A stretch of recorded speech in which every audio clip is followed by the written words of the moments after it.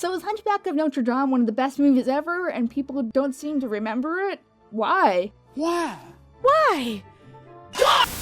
I have a feeling I know what it's about. It's about Disney and marketing and all that other bullshit. Do you ever think about how the more financially successful a movie is, it's remembered better, and the ones that aren't are never seen from again? I'm not saying that this is a biased system, but sometimes how much money a movie makes doesn't establish how well the public can remember it long term. Sometimes it's right.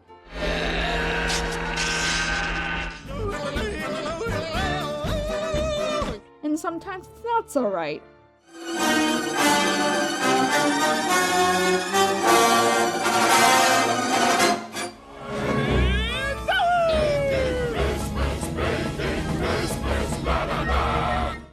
And it's not that Hunchback failed, but it didn't do amazingly. Plus, Disney allegedly wanted to distance themselves from the religious themes, which makes me question why they made a movie with highly religious themes in the first place, I guess. And that's a real shame, because this movie is an important one. It's a great understanding of character depth, and just how a movie doesn't have to be limited by a rating to tell a deeply smart and empowering story. The Disney version, that is. The book itself is a little bit...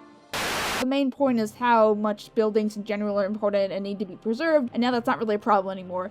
Thanks, historical preservation. I know Hunchback has been kind of a hot topic lately, but I wanted to use this time to discuss why this movie should be remembered, even now, and focus on the actual film. Although the film has its flaws... What are you saying exactly? We'll get to them later. I think it should be a classic up there with princess movies and The Lion King. Lion King was awesome, but so is this movie. It's amazing, and I think it's fair for analysis of this film to get to the bottom of it and hopefully help you see what I'm seeing in it, because I promise I'm not too biased. In the original novel, Notre Dame de Paris is the protagonist, not Quasimodo, and things are different. Let's compare and contrast the differences, shall we? Quasimodo is deaf and a little hard to understand. Not this guy. Esmeralda is kind, but also kind of an idiot because she's in love with Phoebus, but Phoebus just kind of wants a boner. What did you say? Don't say it again. No, I'm serious. Frollo is probably more similar to his book counterpart, but I guess his interpretation is a little bit more intense for a Disney film. Gotta love imagery. The point in this comparison is to interpret what Disney did differently in their adaptation and how I think it makes the story better. As already stated in other sources, there are some other themes that have been added as Hollywood has expanded on the meaning of what Hunchback really means without Notre Dame itself. But the other characters, I think, are expanded in ways that make the story much more genuine, I think. Particularly this guy. I'm Phoebus. It means sun god. In the film, he sure is attracted to Esmeralda among the other guys. What a woman! But the lady play a part of his personality, or lack of there, is pretty much omitted. Instead, he's a soldier of the law, and even though ends up going rogue in order to do the right thing, regardless of Esmeralda. Good job, Phoebus. This is also alluded to the Broadway play soundtrack, which is still the best thing ever and you should all listen to it and cry, but it keeps in mind the nature that is established in the movie, and even heightens the stakes by going into more of Phoebus' backstory pre-play or pre-movie or pre-story, whatever, and paints him as a battlefield-stricken soldier who never ever wants to go back to the battlefield. Air filled with a stench of bodies in a trench. Whoever pays the most, I call my liege. Summoned here to Paris, now I'm far away from battle, from clotting blood and rotting wounds of dead and dying men. I will never go back again. This makes the stand he makes to Frollo all the more selfish. Again, good job, Phoebus. Gold star. 10 out of 10. Esmeralda herself has turned to a 16-year-old to a legal hottie. I mean, her character.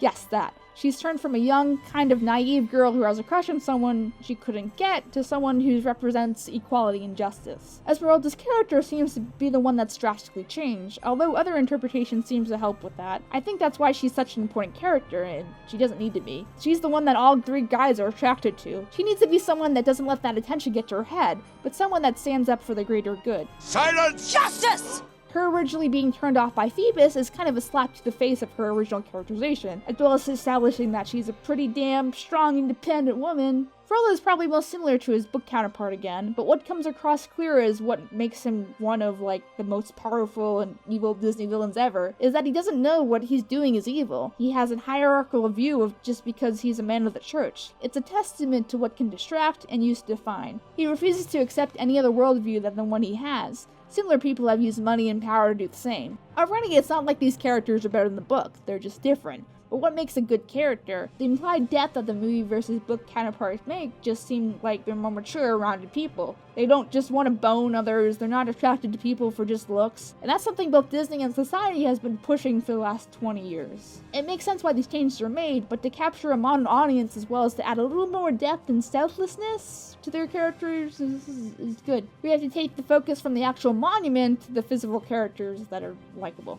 The film itself also offers another level of really powerful stuff that makes it work. Let's talk about the music, because the music for this film is probably one of the best parts of the film. It's Alan Menken's and Steven Schwartz's best score ever. Fight me! Honestly, the music for me does make this one of the more powerful Disney movies, as it has some real lessons about love and acceptance and the friend zone, unfortunately. So let's talk about the movie's messages. The core of what makes the film work is just how genuine the film tries to teach us these lessons about intolerance. While trying not to get too political, there seems to be a clear struggle between the gypsies and the church. And for all the preachers, gypsies seem to be hard to understand. I think that's why the scene was added, to show the varying sides of each issue.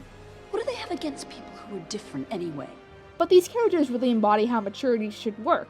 The simple fact that Esmeralda can be friends with Quasi is just a big step to show her character, and Quasi himself to show no disdain that she ain't all about that. Everyone is just so selfless for the greater good for each other, except for Lo, because, you know. And I know you hate the gargoyles, everyone hates the gargoyles, stop bitching about it, but can I possibly make a suggestion that maybe possibly they aren't that bad? Please don't hate me. I get it, totally they are just the worst. I'm losing to a bird! In a serious movie about really important themes, and there's just this guy from Steinfeld, like, what? Damn it! I think the peak of this is their song, which is corny and, like, doesn't make any goddamn sense. But in other ways, they establish just how lonely Quasimodo is. I mean, discounting that I guess they turn out to be magic or some shit in the Disney direct-to-DVD sequel, because that was established. We don't talk about the sequel. Let's take this quote from Laverne. Life's not a spectator sport. If watching is all you're gonna do, then you're gonna watch your life go by without you.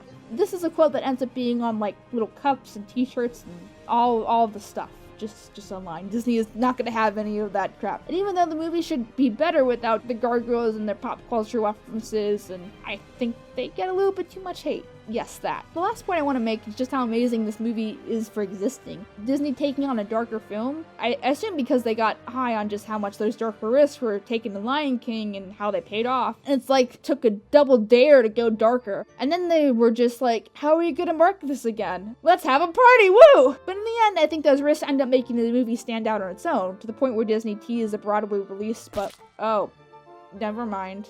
God damn it. But its culture impact seems to be growing, just like I hope will happen with another movie. But with all that's going on in the world right now, having a movie that genuinely teaches lessons about opening to different viewpoints and acceptances despite the ones we have, and the dangers of being stuck in a place of misunderstanding can lead to a villain isn't like such a bad thing if you think about it. That's all I'm gonna say. So anyway, this is a different video. If you like it, please comment, subscribe, support, share it, tweet it. I don't give a shit. Whatever you want to do. I appreciate whatever. And we publish videos and we make videos every week for your convenience, whether you're horsing or not. So, yeah.